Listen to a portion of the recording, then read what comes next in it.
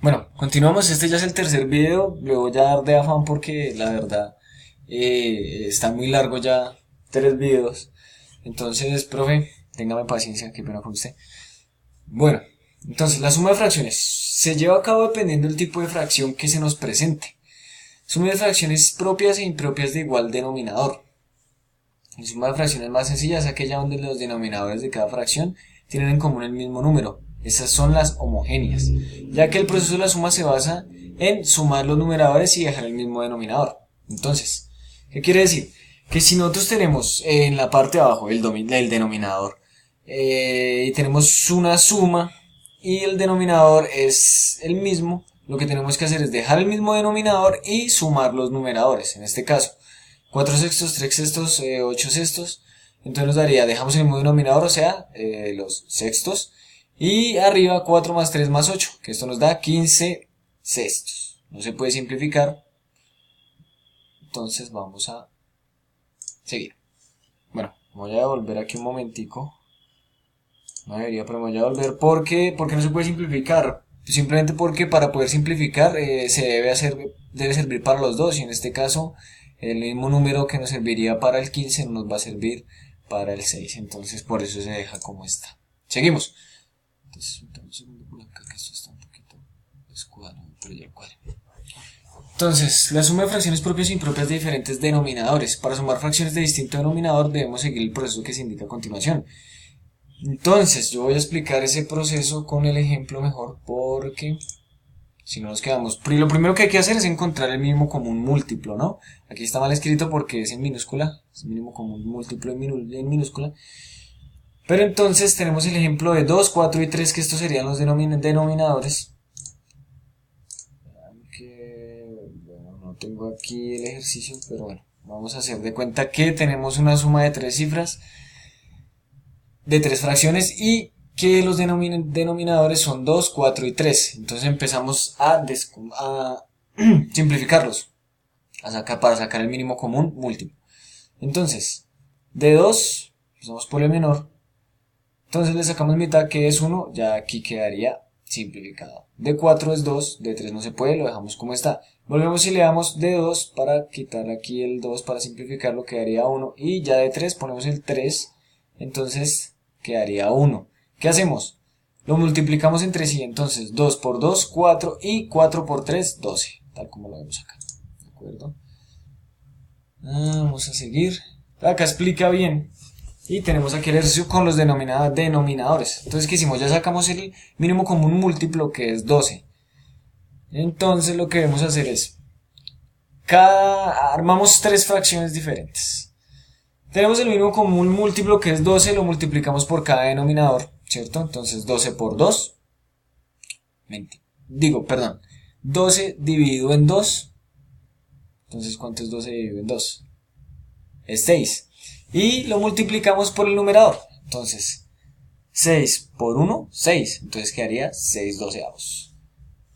El siguiente, entonces, 12 dividido en 4 es 3. Y 3 por 3, 9. ¿Cierto? Entonces nos quedaría 9 doceavos. Ahora, 12 dividido en 3 es 4. Y 4 por 5, que es el denominador, nos da 20.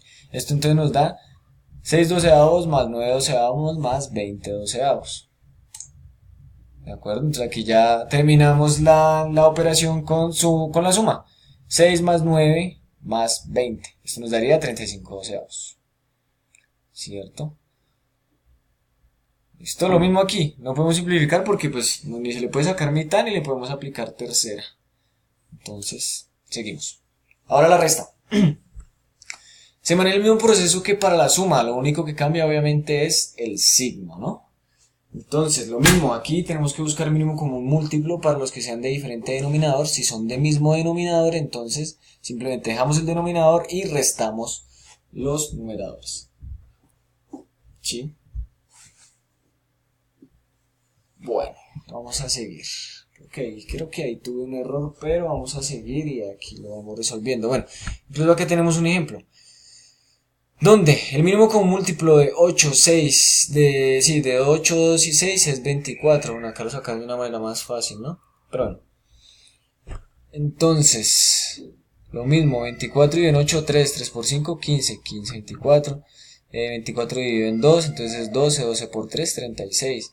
24 dividido en 6 es 4 y 4 por 1, 4. Bueno, y aquí ya nos daría igual a 17 24. Bueno, seguimos. ¿Por qué? No nos va a alcanzar. Multiplicación entonces de fracciones. Bueno, esta es una de las más fáciles, ¿no? Porque se multiplica prácticamente numerador con numerador, denominador con denominador. Prácticamente no, así es. Se multiplica numerador con numerador, denominador con denominador.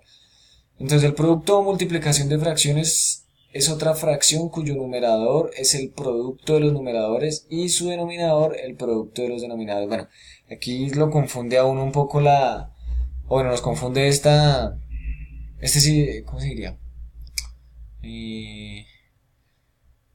Esta explicación nos confunde un poco más. Vamos, si este ejemplo tampoco está muy claro, a ver si tengo otro por acá. Bueno, no tengo otro.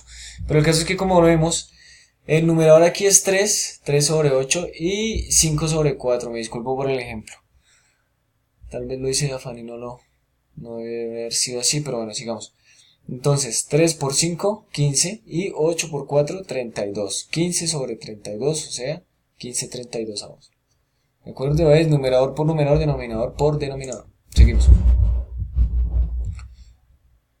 Ahora multiplicarse el signo. Bueno, ya explicamos el tema de los signos. No creo que sea necesario explicarlo otra vez. A ver, esto está un poquito corrido.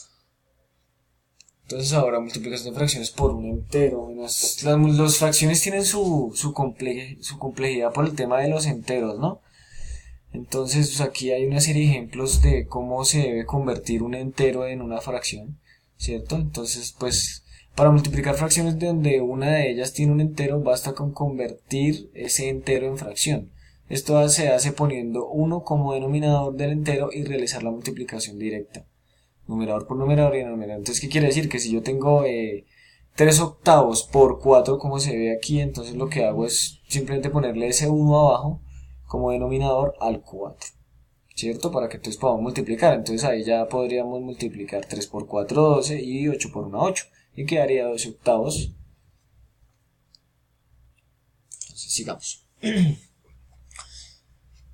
Multiplicación de fracción por un número mixto.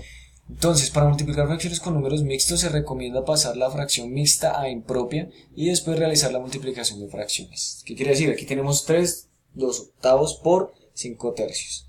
Entonces vamos a convertir la fracción impropia en este ejemplo.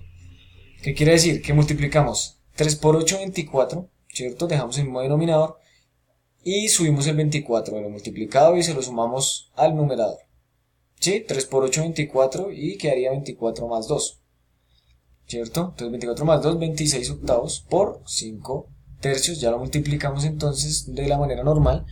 26 por 5 queda 130 y 8 por 3, 24. Que esto aquí daría 5, 10, 24 avos. ¿De acuerdo? Bueno, la división, sigamos. División de dos fracciones es otra fracción que tiene como numerador el producto del numerador del dividendo por el denominador del divisor y cuyo denominador es el producto del dividendo por el numerador del divisor. También un poco confusa ahí esa explicación, pero vamos a verla mejor entonces en ejemplo. Entonces tenemos acá dividendo, divisor, el 3 el dividendo, el 4 el divisor y el 3 el cociente. Sigamos, por aquí está el ejemplo mejor. Entonces aquí hay un método de productos cruzados. Entonces este primer método lleva un patrón de zigzag, o sea, las líneas cruzadas, como en X, ya que el numerador de cociente se obtiene multiplicando el numerador de la primera fracción, ¿cierto? En este caso el 7, por el denominador de la segunda, que sería el 4. El denominador del cociente se obtiene multiplicando el denominador de la primera fracción por el numerador de la segunda, en este caso 3 por 1, ¿sí? Entonces eso nos daría 7 por 4, 28, 3 por 1, 3. ¿Listo? Entonces aquí ya vemos mejor el ejemplo.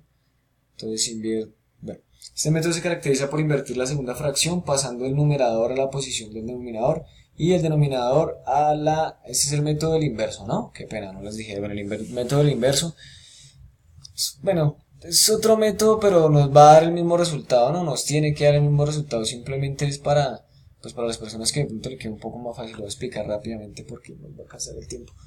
El denominador, el numerador, el cociente de la nueva fracción se obtendrá realizando la multiplicación de numeradores y denominadores. Entonces en este caso tenemos que aquí invierte, ¿no? Entonces acá tenemos que es un cuarto, él está invirtiendo el segundo, la segunda operación que tenemos acá la está invirtiendo, ya no es un cuarto, sino es 4 sobre 1. Bueno, yo creo que sigamos, si no va a acabar. Aquí está la ley del sándwich que nos explica, pero esto también pues nos va a dar exactamente el mismo resultado. Yo creo que podemos continuar. Bueno, ahora los números irracionales. En este sí no voy a alcanzar a entrar al tema de las operaciones, profe. Me disculpa, téngame paciencia. Entonces, números irracionales. Vamos a ver un primero como una definición de los números irracionales, aunque los números irracionales son simplemente números que no son finitos, no tienen un fin, que siguen y siguen y siguen, no son exactos. Como por ejemplo pi, que es un número irracional obviamente, porque su valor no tiene fin. Todos lo conocemos como 3,1415, por lo general dicen 14, 15, 16, pero es un número infinito. ¿Sí? Y no se pueden escribir en ninguna fracción, ¿cierto? Estos números no se pueden escribir en ninguna fracción. Entonces tenemos aquí unos números. Bueno, aquí tenemos como una diferencia entre racional o irracional, ¿cierto? Vamos a verla rápidamente. Entonces, si un número se puede escribir en forma de fracción, se le llama número racional, ¿cierto? Ejemplo, 9 quintos, 9,5, perdón.